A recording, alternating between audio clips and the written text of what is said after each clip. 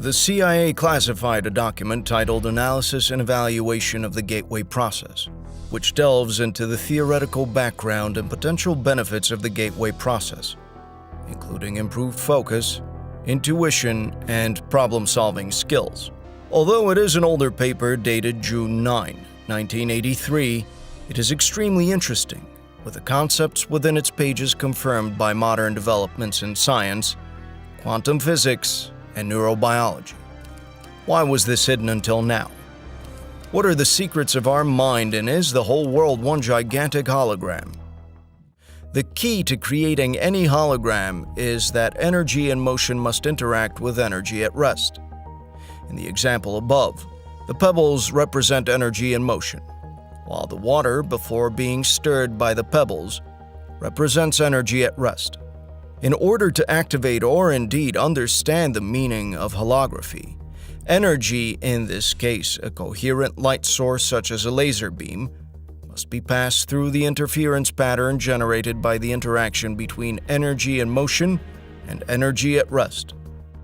In the simple example given by Bentov, this requirement is met by holding a frozen interference pattern in front of coherent light to project the three-dimensional holographic image, its sense, into space, as Marilyn Ferguson, editor of the Brain Mind Bulletin, tells us. Another feature of a hologram is its efficiency. Billions of bits of information can be stored in a tiny space. The pattern of the holographic photograph is stored everywhere on the plate. The matrix of consciousness. The universe, which is a gigantic hologram of incredible complexity, is made up of interacting energy fields, some at rest and some in motion. The matrix of consciousness is a term that refers to the idea that consciousness is not limited to the brain, but instead is a fundamental aspect of the universe that is present everywhere, and that the brain is essentially a matrix, or filter, that decodes this information and creates the subjective experience of reality. The idea of a matrix of consciousness is based on the concept that consciousness and the physical universe are interconnected, and that consciousness is not simply a product of the brain, but is a fundamental aspect of reality. This idea suggests that consciousness is not just something that comes out of the brain, but is an integral part of the fabric of the universe. What role does the matrix of consciousness play in shaping our perception of reality? According to the theories of Carl Pribram, a neuroscientist at Stanford University, and David Bohm, a physicist at the University of London, the human mind is also a hologram that tunes into the universal hologram through the medium of energy exchange, thereby deriving meaning and achieving the state we call consciousness. In terms of states of expanded or altered consciousness, such as Gateway uses, the process goes like this. As the energy passes through various aspects of the universal hologram and is perceived by the electrostatic fields that make up the human mind, holographic images that are transmitted or projected onto those electrostatic fields of the mind and perceived or understood to the extent that the electrostatic field is operating at a frequency and amplitude that can be tuned and therefore read, the wave pattern of the energy carrier passing through it. Changes in the frequency and amplitude of the electrostatic field that surrounds the human mind determine the configuration and therefore the character of the holographic energy matrix that the mind projects to receive meaning directly from the holographic transmissions of the universe. Then, in order to understand what the holographic image is telling it, the mind proceeds to compare the image it just received with itself. Specifically, it does this by comparing the resulting image of that part of its own hologram that represents the memory, registering the differences in geometric form and energy frequency consciousness perceives. As psychologist Keith Floyd says, contrary to what everyone knows, it may not be the brain that produces consciousness, but rather consciousness that creates the appearance of a brain. This is quite similar to the theory of biocentrism, proposed by the American scientist and physician Robert Lanza. The theory suggests that life and consciousness are fundamental to the nature of reality. Lanza argued that the universe and physical reality are not separate from the life in consciousness, and that consciousness is responsible for the creation of the physical world.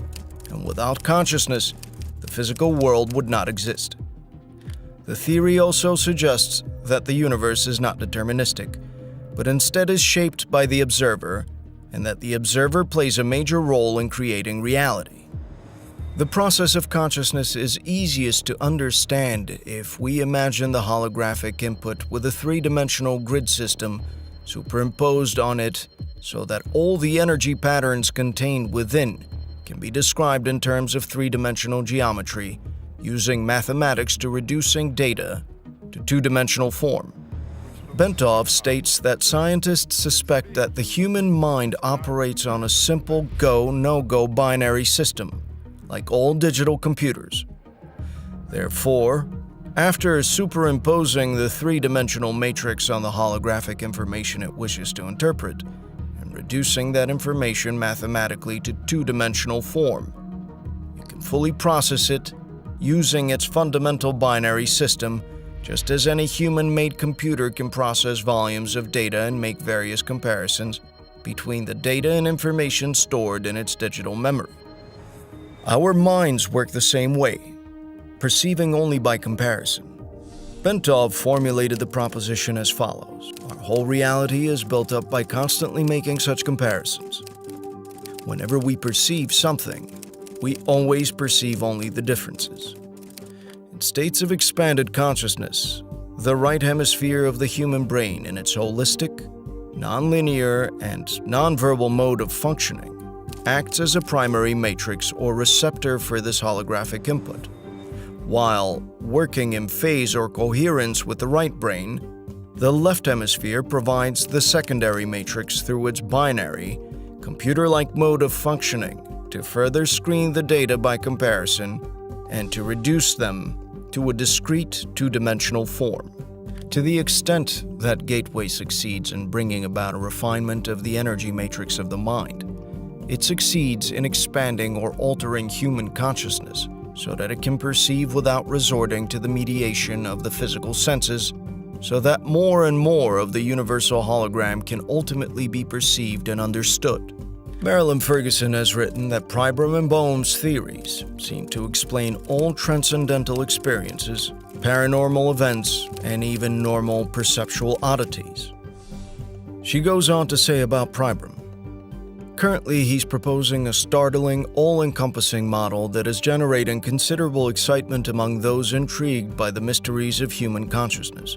His holographic model marries brain research to theoretical physics. It accounts for normal perception and simultaneously takes the paranormal and transcendental experiences out of the supernatural by explaining them as a part of nature. Like certain strange discoveries of quantum physics, the radical reorientation of this theory suddenly makes sense of paradoxical sayings of mystics throughout the ages. To complete our outline of the process by which the mind attains and exercises consciousness, we must also describe the mechanism which accounts for the aspect of human thought that distinguishes it from the consciousness of plants or animals, i.e., self-knowledge. People not only know, but they know they know. They're able to observe their own thought process and become aware of it.